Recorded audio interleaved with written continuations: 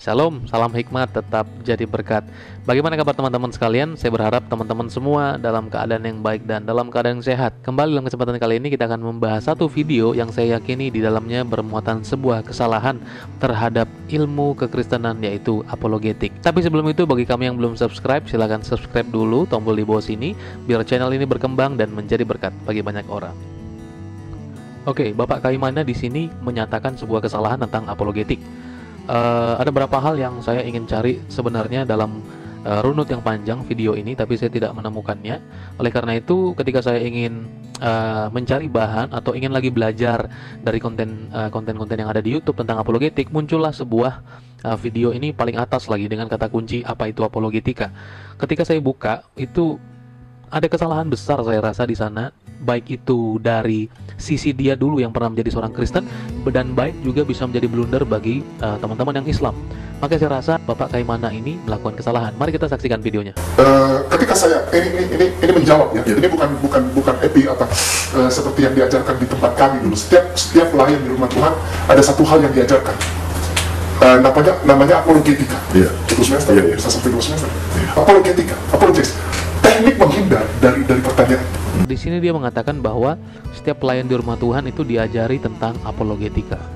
Mengenai istilah pelayan di rumah Tuhan itu juga perlu kita kritisi bahwa ada orang-orang yang juga membersihkan gereja, baikin AC, sapu-sapu halaman gereja, mereka pelayan di rumah Tuhan. Tapi kalau orang-orang yang pegang pelayanan gereja, pelayanan mimbar, baik itu khotbah, baik itu worship leader, pemain musik dan lain-lain, saya rasa tidak butuh apologetika dalam hal itu.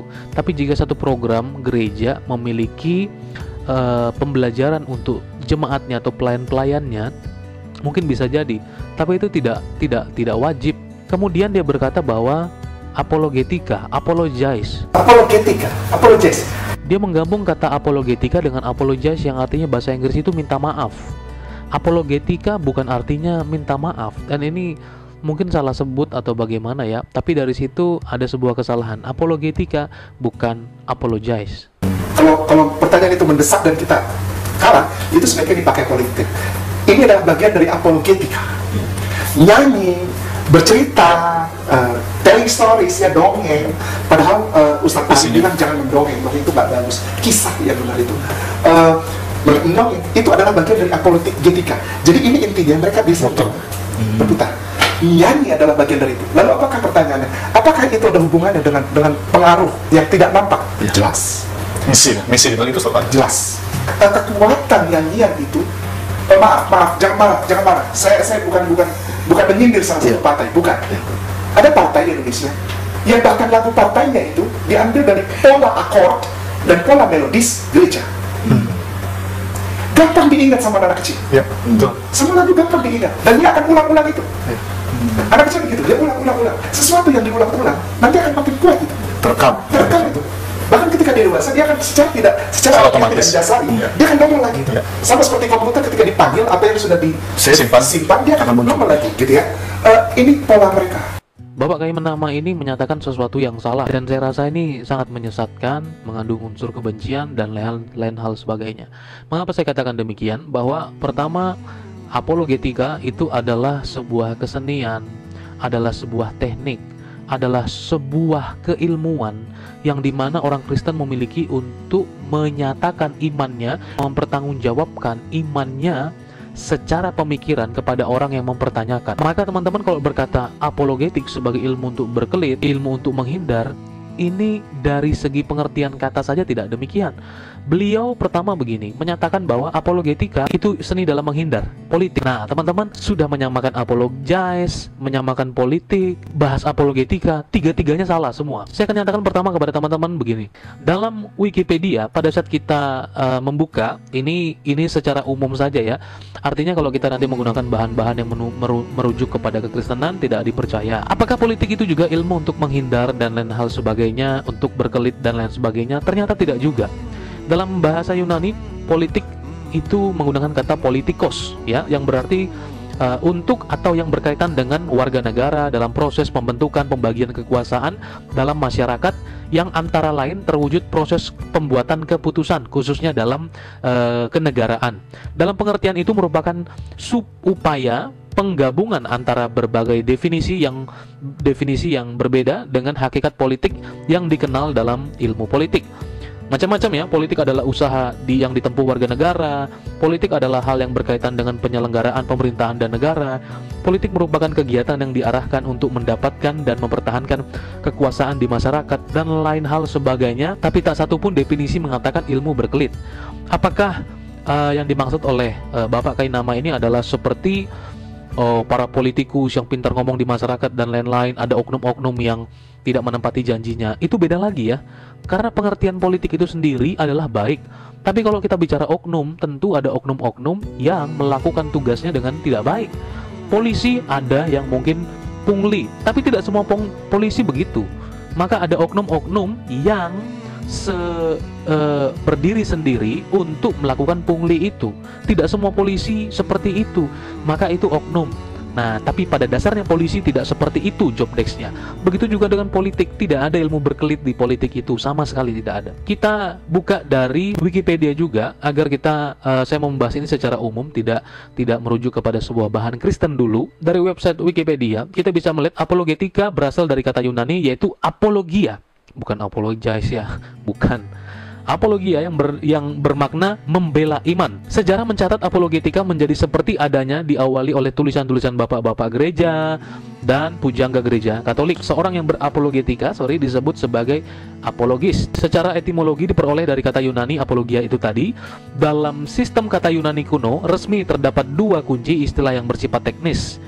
Istilah itu adalah penuntutan, penghasilan kategorial, dan tergugat membalas dengan sebuah apologia. Membuat sebuah apologia berarti membuat sebuah khotbah yang resmi atau memberi sebuah penjelasan untuk menjawab dan membantah tuntutan. Dan apologetika Kristen itu, teman-teman, hadir untuk menjelaskan iman Kristen sebagai sebuah iman yang dapat diterima oleh orang lain secara rasional dan untuk menjelaskan kepada orang sesungguhnya tentang iman Kristen tersebut. Nah, kalau kita merujuk lagi kepada hal yang lebih sempit, ada dua istilah yang berkaitan dengan apologetika, yaitu apologomai dan apologetik. Apologomai artinya membela atau mempertahankan diri dari serangan. Contoh dari pengertian ini adalah sikap Paulus ketika mempertahankan diri terhadap tuduhan-tuduhan berat dari orang Yahudi di pengadilan di Kaifatea dalam Kisah Rasul pasal yang ke-25 sampai 25 ayat 1 dan ayat yang ke-12. Nah, dalam istilah apologetik ini terkandung pengertian melakukan segala guna mempertahankan iman Kristen dengan menggunakan metode ilmiah. Ingat ya, dengan menggunakan metode ilmiah. Dengan demikian dapat dikatakan secara ringkas dapat disebutkan beberapa tujuan pokok apologetika. Yang pertama, membela berita Injil terhadap kritik dan distorsi baik karena penyalahgunaan maupun penyalah tafsiran Alkitab. 2.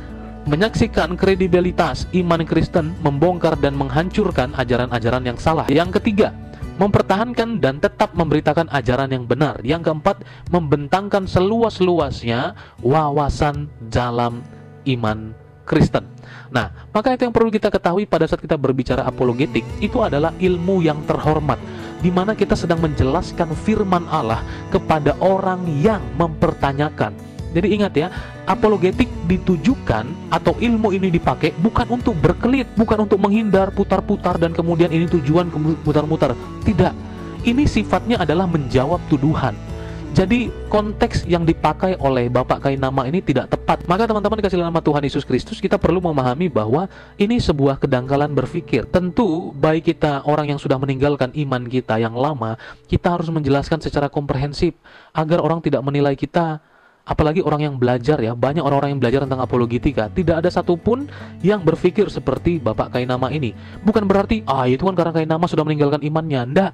Teman-teman boleh lihat sendiri pengertiannya ada dalam internet. Dan itu bebas, teman-teman semua boleh lihat bahwa apa yang dinyatakan beliau ini adalah hal yang salah. Kemudian dikatakan dalam bentuk nyanyian, dalam bentuk kisah. Saya nggak ngerti itu mendapat pengertian dari mana. Dan gereja apa yang mengajarkan itu? Sama sekali tidak. Ingat, apologetika adalah ilmu, adalah cara kita bertanggung jawab, kita menjelaskan iman kita.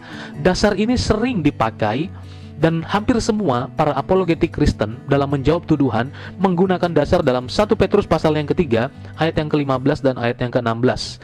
Firman Tuhan berkata, "Tetapi kuduskanlah Kristus di dalam hatimu sebagai Tuhan, dan siap sedialah pada segala waktu untuk memberi pertanggungan jawab kepada setiap orang yang meminta pertanggungan jawab dari kamu tentang pengharapan yang ada padamu, tetapi harus dengan lemah lembut dan terhormat." Harus dengan lemah lembut dan hormat. Dan dengan hati nurani yang murni, supaya mereka yang memfitnah kamu karena hidupmu yang saleh dalam Kristus menjadi malu karena fitnahan mereka itu.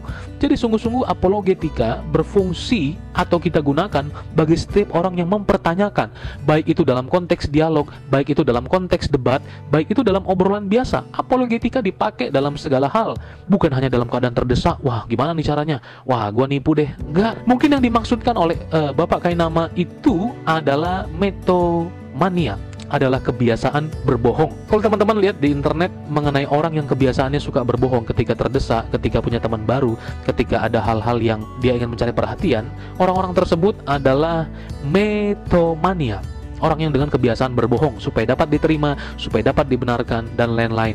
Saya rasa ketika beliau menjadi Kristen, beliau melakukan kesalahan besar dengan berapologetik dengan cara berbohong. Maka hati-hati juga bagi teman-teman yang Islam.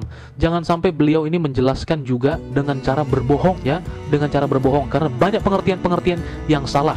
Bagi saya tidak masalah tentang dia sudah pindah agama, tetapi jangan sampai dia sendiri menggunakan istilah Islam dengan yang salah, karena di Kristen pun dia sudah melakukan kesalahan. Oke teman-teman, terima kasih untuk video kali ini. Kiranya ini menjadi berkat dan wawasan yang baru bagi kita semua. Silahkan subscribe dan like video di bawah ini jika kamu diberkati, dan tunggu video-video berikutnya. Tetap berhikmat dan tetap jadi berkat. God bless you.